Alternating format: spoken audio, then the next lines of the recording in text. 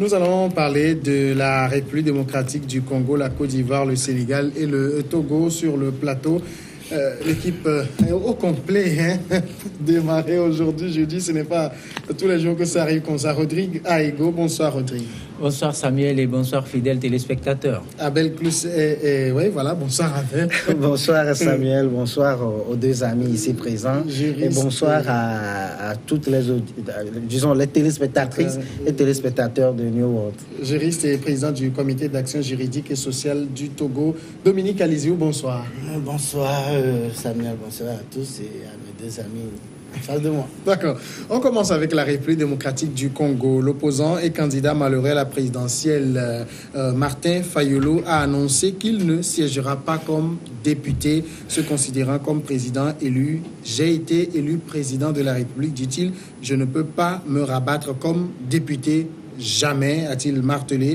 Je suis le président élu et je me considère en tant que tel. Je ne peux pas être et président élu et député, a-t-il insisté pour expliquer qu'il a renoncé à son mandat de parlementaire. Martin Fayulu donc a écrit au bureau de l'Assemblée nationale à cet effet. Abel Clousset, ça vous semble, logique? Oui, je trouve ça démarche logique, même si on peut regretter le fait qu'il a décidé délibérément de laisser l'occasion ou l'opportunité d'avoir une tribune, notamment celle que tous les députés ont au sein de l'hémicycle ou au sein de l'Assemblée nationale. Mais naturellement, au nom du principe ou au nom de la théorie de la séparation des pouvoirs, il est de nos jours impossible qu'on soit à la tête du pouvoir exécutif et également au sein du pouvoir législatif. Martin Fayulu se considère toujours comme le président élu de la RDC et donc il va de soi qu'il ne puisse pas siéger au sein de l'Assemblée nationale. Maintenant, on peut quand même se poser des questions sur le réalisme dont il devrait faire preuve, ou disons sa ligne de défense ou sa ligne politique actuelle. Mais qu'à cela ne tienne, il n'est pas seul. Ils étaient 23 personnes à vouloir démissionner et faire siéger leurs suppléants. Et donc, il faisait partie du lot. C'est sa décision. Je dirais c'est sa décision, c'est son choix. Il revient à l'Assemblée nationale de le respecter. Et je crois que ça a été respecté puisque il y a eu une autre personne qui l'a remplacé. Dominique, quel regard sur cette position que prend Martin Fayulu? C'est une démarche normale parce que il a dit qu'il a gagné les élections. Et bon, s'il se retournait à l'Assemblée, les gens vont se demander, mais tu dis que tu as gagné, puis tu cherches quoi à l'hémicycle? Oh, tu sais, cette position tranche avec une autre situation au Togo, où on a vu quelqu'un en 2013, il est élu député. En 2015, il va à l'élection présidentielle, il a été lamentablement battu, mais il se proclamait président. Et puis, curieusement, je le vois un beau matin à l'Assemblée. J'ai dit, mais il n'est pas sérieux avec lui-même. Si tant est qu'il était sûr que c'est lui, il est élu, et qu'il se considère comme président, il devait rester à la maison. Il a préféré retourner comme, je ne sais pas, un gamin, aller s'asseoir là, parce que, il voit à côté les indemnités dues aux députés dont il ne voudrait pas s'en passer. Mais Fayulu, lui, je crois qu'il a décidé d'être honnête envers lui-même et de rester dans sa posture, celui d'un président, c'est vrai, un président qui n'a pas de palais, bien sûr. Donc, je crois que c'est une très bonne démarche. C'est plus élégant que de dire ça et puis de se retrouver un beau matin à l'Assemblée comme député. Rodrigue, Martin Fayulu est jusqu'au boutiste, là. Oui, vous savez, quand vous êtes dans une certaine logique, je pense qu'il faut poursuivre sur cette lancée et c'est de bonne guerre. Ça dépend du contexte dans lequel on est. Vous savez que Martin Fayulu continue de clamer haut et fort qu'il a vaincu. Il a été le vainqueur donc des élections présidentielles et puis vient apporter de l'eau à son moulin.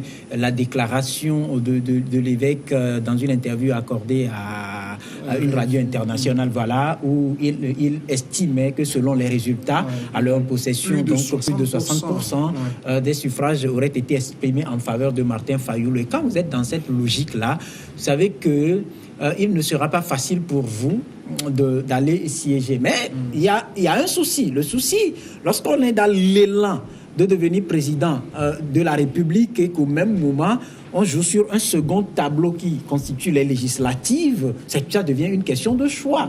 Donc, je ne pense pas qu'il faille faire le lien avec un autre pays où des élections législatives ont précédé des élections présidentielles où l'acteur se dit gagnant et a même fait publier un mémorandum dans lequel il y a eu des pièces à conviction, notamment des procès-verbaux tronqués. Puisqu'il n'a rien déposé, Jean-Pierre n'a rien déposé à la Cour constitutionnelle. Il ne faut pas qu'il raconte des histoires ici. Donc un mémorandum dans lequel des pièces à conviction, notamment des procès-verbaux fabriqués et tronqués sont consignés, quand vous faites la part des choses, vous voyez que ce n'est pas forcément le même schéma. Et donc ce dernier étant dans une lutte permanente qui d'ailleurs a démarré bien avant les années 90, avant d'être corsé en 90 par le procès des étudiants et relancé d'une certaine façon en août 2017, mais ce n'est pas en allant au Parlement, c'est une tribune d'expression. Vous allez comprendre aussi que son statut de chef de file de l'opposition lui a permis quand même de rencontrer par une ou deux fois le chef de l'État et aussi aller discuter avec d'autres forces ou autorités étrangères avec son statut. Et quand vous revenez dans le schéma, oui je viens, quand vous revenez dans le schéma de la RD Congo, non, c'était une précision capitale. Quand vous revenez dans le schéma du Congo, vous allez comprendre que Martin Fayulu n'a pas le choix aujourd'hui. Parce que, en s'autoproclamant vainqueur, en estimant avoir gagné les élections, donc on n'est pas venu pour l'écouter ici. Tu lui laisses vraiment de temps, nous aussi on peut parler. 60% des voix. Samuel. Ça va venir. Ah d'accord.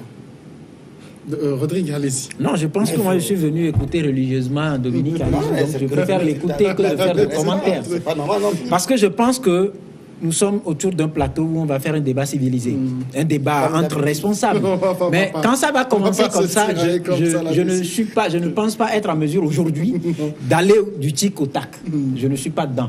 Donc, pour chuter, je dirais que Martin Fayulu a fait son choix, mais il faudra mesurer les tenants et les aboutissants de ce choix, parce que tous les choix s'assument. Donc, c'était juste pour essayer de mettre la différence entre le contexte en RD Congo et ce qu'on tente d'habiller au Togo. Oui, mais il faut en même temps, puisque j'ai suivi certains commentaires, il faut relativiser le choix de Martin Fayulu. Au fond, Fayulu n'a pas refusé à son suppléant de siéger. Ça veut dire quand même qu'il reconnaît l'élection qui a eu lieu. Voilà.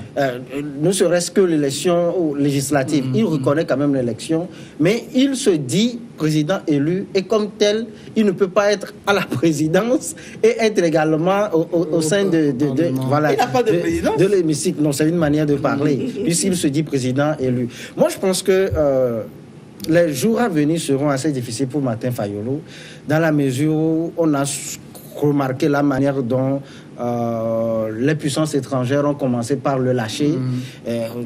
Le plus mémorable, ça a été le cas de la France. Et on voit également qu'à l'interne, il va commencer par perdre de véritables soutiens parce que, je ne cessais de le dire, Fayulu, pris isolement, ne représentait pas grand-chose. Et puis Moïse Katumbi également est sorti.